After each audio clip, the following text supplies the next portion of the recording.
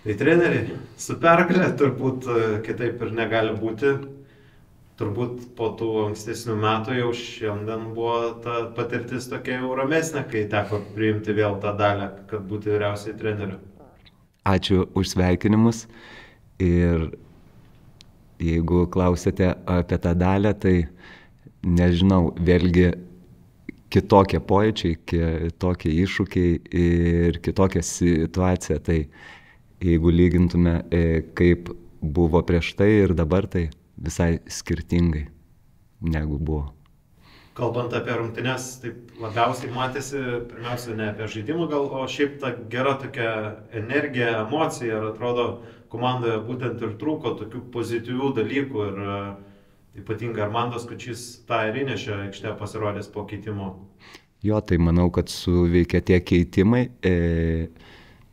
biškutį davė tonuso ir pasiekėm įvarčius, tai sveikinimai visai komandai ir asmeniškai gal tiem žaidėjams, kurie įmušė. Dar prieš rungtynes toks smagus, aišku, buvo ir Deividas Mikelionis ir komanda jį ten taip pat pasveikino, turbūt irgi prisidėjo prie tų gerų emocijų. Jo, tai kažkaip tam gyvenime norisi, kad kuo daugiau būtų to džiaugsmo, meilės, tai sakau, šiandien džiugi diena, pas Deividą mes linkim stiprybės, kantrybės ir didžiausi sveikinimai jam. Nežinau, koks jūsų santykis su Andriumi Lipskiu, bet esate žaidęs kartu su jo praeitie, tai kiek smagu nugalėti vis tiek būsi komandos draugą. Taip, mes žaidėme ir noriu pasakyti gerą žodį, kad Džiuko komanda, kaip ir šiandien, kaip ir visą matome pradžią, už gerą darbą treneriui, tai tikrai didelis respektas jam. Ir jeigu istorijos šaltiniai nemeluoja, 2000-aisiais buvote VK Kaunas žaidėjų. Taip. Tai 2000-aisiais pradėjot sezoną 7 rungtynėm, kur nepraleidot įvarčio. Tai turbūt, nežinau ar žinojo tą, bet turbūt buvo noras, kad Džiugui vis tiek įrašytų tuos pirmosius jų praleistus įvarčius. Nežinojau apie tos įvarčius nieko, nes tai labai senai buvo.